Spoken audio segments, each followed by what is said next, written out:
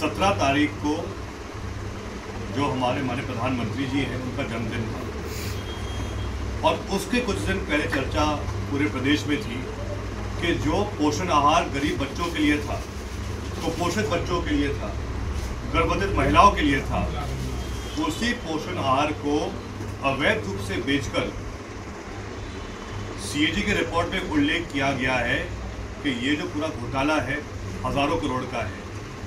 एक तरफ भाजपा की सरकार जो प्रदेश के गरीब बच्चे हैं, कुपोषित बच्चे हैं, उनका पेट नहीं भर पा रही, लेकिन जो 8 चीता आए श्योपुर में उनके लिए 200 हिरन भेजे गए ताकि उनका पेट भरा रहे। ये स्थिति आज मध्य प्रदेश में हो चुकी है।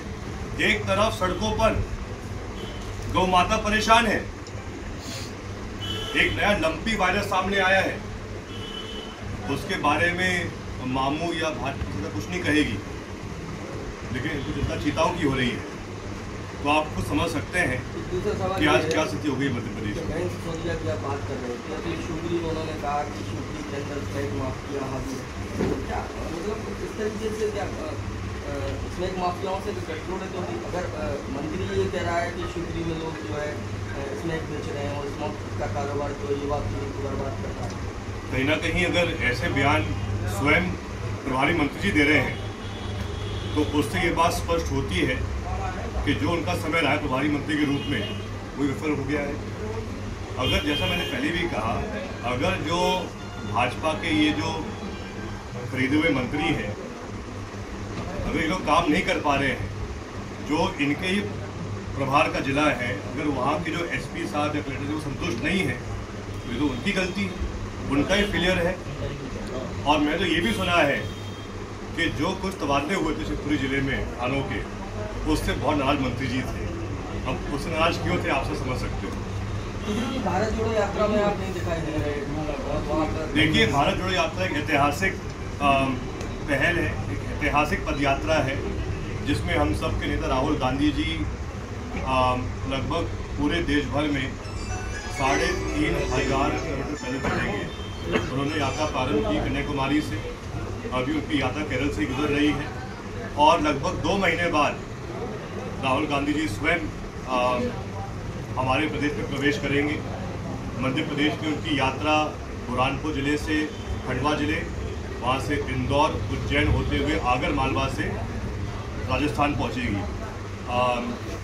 स्वयं दिग्विजय सिंह है कि हमारे नेता कमलनाथ जी, हमारा जो चेहरा रहेगा 2023 का वो कमलनाथ जी का चेहरा है।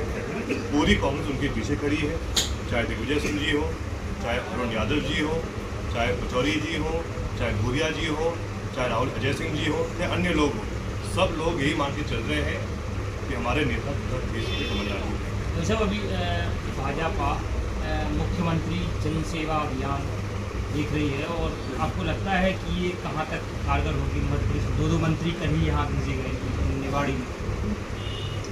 देखिए, उनको अब याद आई जनसेवा, और आप तो ये पता कीजिए ज़मीन पर कि जो शिविर लग रहे हैं उसमें कितने लोगों का लाभ मिल रहा है, क्या कुछ नए योजना सामने आ रही हैं, क्या कोई भी जो पीड़ित लोग हैं और नया लाभ कुछ मिल रहा है क्या? आप स्वयं याद कीजिए, जो 15 महीने कमलनाथ जी के थे, मैं खुद उसमें मंत्री था, आपकी सरकार आपके द्वार कार्यक्रम की शुरुआत कांग्रेस ने की थी, कमलनाथ जी ने की थी, जिसमें हम सब मंत्रियों को आदेश था भोपाल मत बैठो, आपके प्रभार जिले में जाओ, जनता के बीच रहो, चाहे मंत्री हो, चाहे कलेक्टर हो, चाहे एसपी हो, तहसीलदार हो, एसडीएम हो, टीआई हो, कोई भी हो, जनपद सीओ हो, सीएमओ हो, हम सब लोग हर कस्बे में स्वयं वहाँ मौजूद रहते थे, जनता की वही मौके पर सुनवाई होती थी। दोनों मंत्री आए और कल पूरे अधिकारियों से बोल के ये कहे कि हम किसी भी कार्य से संतुष्ट नहीं हैं।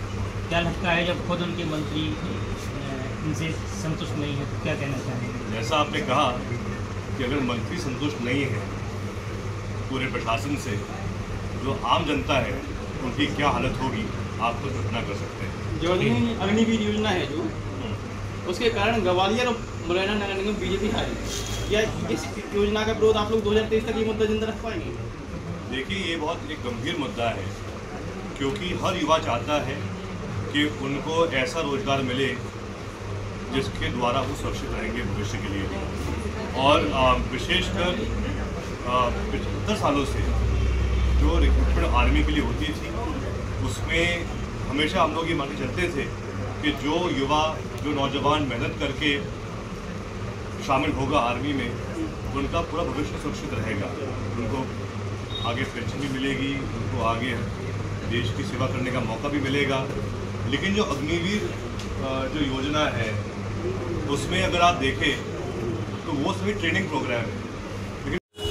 बड़े मंचों से जो है ब्यूरोक्रेसी है उसको क्या कहते हैं सस्पेंड कर रहे हैं, जांचें कर रहे हैं। तो वाकई में क्या जो मध्य प्रदेश की सरकार है वो एक्शन मूड में है? बड़ी विडंबना है, क्योंकि जो ब्यूरोक्रेसी होती है, प्रशासन होता है, वो कहीं ना कहीं मुख्यमंत्री और उनके मंत्री का प्रतीक होता है। और हम पहली बार देख रहे हैं मध्य प्रदेश के इतिहास में कि शिवराज सिंह चौहान जी के ही कैबिनेट मंत्री जो पंचायत ग्रामीण विकास के हैं, उन्होंने बयान दिया कुछ हफ्ते पहले, निरंकुश मुख्य सचिव, निरंकुश प्रशासन। और जैसा आप कह रहे हैं कि अब सीएम साहब भी चेतावनी दे रहे हैं अधिकारियों को। अभी कुछ दिन पहले ही झाबुआ के जो एसपी हैं, कलेक्टर हैं, उनका तत्काल तबादला किया गया। इससे स्पष्ट दिख रहा है कि शिवराज सिंह चौहान जी जबकि चौथी बार के मुख्यमंत्री हैं, लगभग उनका जो कुल कार्यकाल रहा है सीएम के रूप में 18 साल का रहा है, लगभग सबसे लंबे समय के मतलब सीएम रहे हैं। लेकिन उसके बावजूद भी जो एक कंट्रोल होना चाहिए ब्यूरोक्रेसी के ऊपर, वो उनका नहीं हो पा रहा है। और ये इसलिए हो रहा है क्योंकि आज जो माहौल बन गया है पूरे प्रदेश में, मैं तो स्पष्ट कहता हूँ, जो पाप करके राज करने का प्रयास करेगा वो कभी सफल नहीं हो पाएगा। जो जनता मध्य प्रदेश की है, उन्होंने लगभग 3.5-4 साल पहले कांग्रेस पार्टी को मत दिया था, कमलनाथ जी मुख्यमंत्री बने थे। लेकिन आज जो सरकार मध्य प्रदेश में है, ये बनी है सौदे के रूप में, ये बनी है लेन देन के माध्यम से। और आप स्वयं देख रहे हैं, जब से ये सरकार बनी भाजपा की 2020 में, सरकार जैसी बनी लॉकडाउन लग गया पूरे प्रदेश और देश में। पूरे जो मजदूर वर्ग जो अन्य राज्यों में थे वो सब परेशान हुए। लाखों लोग पैदल चल के घर वापस लौटना पड़ा था मजबूरन। जैसे ही लॉकडाउन ख़त्म हुआ तो उस समय 2020 में बाढ़ की स्थिति बन गई थी बोले चंबल क्षेत्र में, अनेक जिलों में। वो ख़त्म हुई तो उसके बाद कोविड की दूसरी लहर आई। उसमें जो तबाही मची 2021 अप्रैल में, वो आप सब मेरे से बेहतर जानते हैं। और इस साल भी अगर आपने देखा होगा, जो स्थिति मध्य प्रदेश में बनी है, अनेक जिलों में बाढ़ की स्थिति बनी है। बहुत सारे ऐसे लोग हैं जिनके बाढ़ में, अतिवर्षा में घर पूरे नष्ट हो गए। और कुछ दिन पहले 17 तारीख को जो हमारे बहुत नाराज मंत्री जी थे, अब उससे नाराज क्यों थे आप सब समझ सकते हो। भारत जोड़ो यात्रा में आप नहीं दिखाई दे रहे। देखिए, भारत जोड़ो यात्रा एक ऐतिहासिक पहल है, एक ऐतिहासिक पद यात्रा है, जिसमें हम सब के नेता राहुल गांधी जी लगभग पूरे देश भर में 3,500 किलोमीटर पैदल चलेंगे। उन्होंने यात्रा प्रारंभ की कन्याकुमारी से, अभी उनकी यात्रा केरल से गुजर रही है। और लगभग 2 महीने बाद राहुल गांधी जी स्वयं हमारे प्रदेश में प्रवेश करेंगे। मध्य प्रदेश में उनकी यात्रा बुरहानपुर ज़िले से खंडवा ज़िले, वहाँ से इंदौर, उज्जैन होते हुए आगर मालवा से राजस्थान पहुँचेगी। स्वयं दिग्विजय सिंह जी ही यात्रा के प्रभारी हैं। उनको बहुत बड़ा एक दायित्व जिम्मेदारी दी गई है। हम सबके लिए बहुत गर्व की बात है, जो अन्य नेता भी उसमें शामिल हैं। जहाँ तक हम सबका सवाल है, मैं मानता हूँ जो हम सब मध्य प्रदेश के विधायक हैं, जिस दिन राहुल जी प्रवेश करेंगे मध्य प्रदेश में, हम सब लोग वहाँ पहुँचेंगे। और जो 18-20 दिन राहुल जी प्रदेश में रहेंगे, हम सब उनके साथ पैदल चलेंगे। क्योंकि हम सबके लिए इतनी गर्व की बात होगी कि हमारे नेता 18 दिन लगातार मध्य प्रदेश में रहेंगे। मैं मानता हूँ जब तो वो प्रदेश में उनका प्रवेश होगा, मध्य प्रदेश में लगभग जो जनसैलाब उनके साथ चल रहा है, लगभग 1 लाख लोग पैदल चलेंगे मध्य प्रदेश में। और हम सब के लिए बहुत खुशी की बात है, गर्व की बात मध्य है। प्रदेश की पूरी यात्रा में आप साथ रहेंगे, ऐसा माना जा रहा था कि आप वहाँ जा नहीं रहे कुछ कारणों में। जयवर्धन ये तो हमारे गर्व की बात है, हमारे नेता इतनी ऐतिहासिक यात्रा कर रहे हैं। जैसा मैंने कहा, जैसे ही राहुल जी प्रवेश करेंगे मध्य प्रदेश में, हम सब लोग शामिल रहेंगे। देखो, मूल बात ये है कि जब राहुल जी केरल में घूम रहे हैं तो जो वहाँ के नेता हैं वो साथ रहें, क्योंकि आखिर उद्देश्य क्या है कि जो नेता कांग्रेस के हैं वो अपने राज्य में रहेंगे, लेकिन मुख्य उद्देश्य राहुल जी का ये है कि जो आम जनता उस राज्य की है, उस जिले की है, उस शहर उस गांव की है, उनका संपर्क राहुल जी के साथ बने। ये मूल उद्देश्य यात्रा का है। पर्यटन तो मंत्री उषा ठाकुर आए थे यहाँ पर, उनको कह रही थी जिन्होंने भारत को खंड खंड किया हो वो भारत जोड़ो यात्रा निकाले। मेरी विशेष प्रार्थना है उषा ठाकुर जी से कि वो नफरत ना फैलाएं, क्योंकि आखिर जो उद्देश्य कांग्रेस का है, नफरत छोड़ो भारत जोड़ो। और मेरा सभी जो भाजपा के मंत्रीगण हैं, नेता, सबसे मेरी प्रार्थना है कि हमको प्रयास करना चाहिए है कि देश में सांप्रदायिक सद्भाव रहे, सब लोग मिलकर रहे, मिलनसार रहे, तो ही देश आगे बढ़ेगा। इसके अलावा कांग्रेस की गुटबाजी एक बड़ा सवाल है, अब से नहीं आगे बढ़ेगा। इसके अलावा कांग्रेस की गुटबाजी एक बड़ा सवाल है, अब से नहीं लंबे समय से। और कहीं ना कहीं यूथ को जिस तरह जिम्मेदारी दी जा रही है उसमें कमी आ रही है, लेकिन जो वयोवृद्ध नेता है वो उनका जो पुराना उनका सेटअप था उसको नहीं भूल पा रहे, तो उसको लेकर क्या मतलब संगठन तो क्या कर भाजपा रहा में भी वयोवृद्ध है, मोदी जी तो उनके 75 साल के हो चुके हैं। लेकिन साहब, इसमें मूल बात ये है कि कांग्रेस में पहले जब सिंधिया जी थे तो चर्चा होती थी, ये गुट वो गुट, तीसरा गुट चौथा गुट। लेकिन जब से महाराज का प्रवेश भाजपा में हुआ है तो आप स्वयं देख रहे हैं क्या स्थिति हो चुकी है। जो हमारे गृह मंत्री हैं वो भी असंतुष्ट है आज के समय, नरोत्तम मिश्रा जी, क्योंकि हम बुंदेलखंड में है तो जो भाजपा प्रदेश अध्यक्ष वी डी शर्मा जी, उनकी अलग किस्से हैं, वही मामू अलग चल रहे हैं, महाराज अलग चल रहे हैं, कैलाश जी का अलग ही एक रोल है। और जो चर्चा पूरे मध्य प्रदेश में है, देश में है कि अब भाजपा के भी 3 गुट हो गए हैं। एक है शिवराज भाजपा, दूसरी महाराज भाजपा और तीसरी नाराज भाजपा। और ये इसलिए हो रहा है क्योंकि चर्चा हो रही है सब जगह कि परिवर्तन होने वाला है, सीएम के पद में परिवर्तन होने वाला है, प्रदेश अध्यक्ष के पद में। अभी जानकारी कितनी सही है मुझे नहीं पता, लेकिन जैसा मैंने कहा, वर्तमान में अगर कांग्रेस को देखें, पूरी कांग्रेस इस बात पर एक है कि हमारे नेता कमलनाथ जी, हमारा जो चेहरा रहेगा 2023 का, वो कमलनाथ का चेहरा है।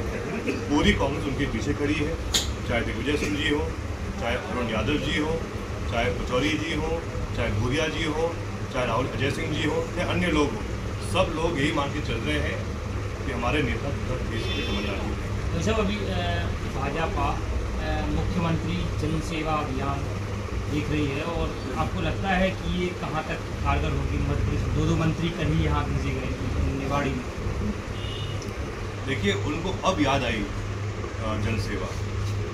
और आप तो ये पता कीजिए ज़मीन पर कि जो शिविर लग रहे हैं उसमें कितने लोगों का लाभ मिल रहा है, क्या कुछ नए योजना सामने आ रही हैं, क्या कोई भी जो पीड़ित लोग हैं और नया लाभ कुछ मिल रहा है क्या?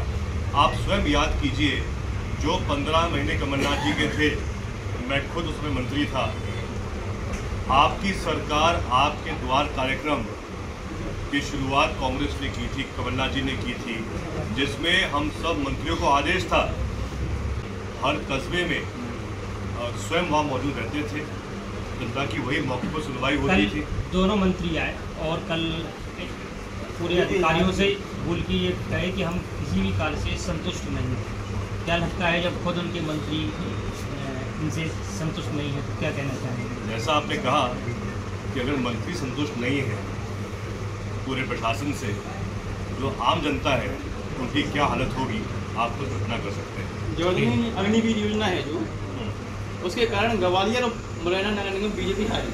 क्या इस योजना का विरोध आप लोग 2023 तक ये मुद्दा जिंदा रख पाएंगे?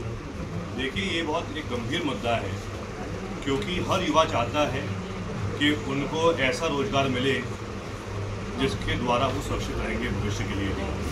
और विशेषकर 75 सालों से जो रिक्रूटमेंट आर्मी के लिए होती थी उसमें हमेशा हम लोग ये मान के चलते थे कि जो युवा जो नौजवान मेहनत करके शामिल होगा आर्मी में उनका पूरा भविष्य सुरक्षित रहेगा, उनको आगे पेंशन भी मिलेगी, उनको आगे देश की सेवा करने का मौका भी मिलेगा। लेकिन जो अग्निवीर जो योजना है उसमें अगर आप देखें तो वो सभी ट्रेनिंग प्रोग्राम है, लेकिन उसमें कहीं भी जो जॉब सिक्योरिटी है जो युवा को मिलनी चाहिए है वो इसमें नहीं है। और स्वयं जो नेता भाजपा के वो कह रहे हैं कि हम चाहे तो अग्निवीर को फिर जो हमारा दफ्तर है उसके बाद वो चपरासी बन सकते हैं। ये किस प्रकार की भाषा है? मतलब कहीं ना कहीं जो भाजपा की सोच है वही गलत है। और सिर्फ यही नहीं, ऐसे अनेक मुद्दे हैं जिसके कारण आज जो हमारे युवा हैं वो भटक रहा है। यही भाजपा कहती थी कि मोदी जी और शिवराज जी हर साल 2 करोड़ युवाओं को सरकारी नौकरी देंगे, लेकिन मोदी जी के राज में, शिवराज सिंह जी के राज में आज दिन तक एक भी युवा को एक भी सरकारी नौकरी नहीं मिली है। वहीं जो पूरे हमारे सरकारी कर्मचारी हैं वो मांग कर रहे हैं कि पुरानी पेंशन योजना वापस लागू हो। जहाँ जहाँ सरकार कांग्रेस की है, छत्तीसगढ़ में, राजस्थान में तत्काल आदेश पारित हुआ है, और जहाँ जहाँ सरकार कांग्रेस की है वहाँ कर्मचारियों को पुनः OPS का लाभ मिल रहा है। और स्वयं कमलनाथ जी ने 2 दिन पहले घोषणा की बालाघाट में कि अगर सरकार अगले साल कांग्रेस की बनेगी तो सबसे पहला आदेश कमलनाथ जी का होगा कि पूरे मध्य प्रदेश में भी हम पुनः जो पुरानी पेंशन स्कीम है उसको लागू करेंगे।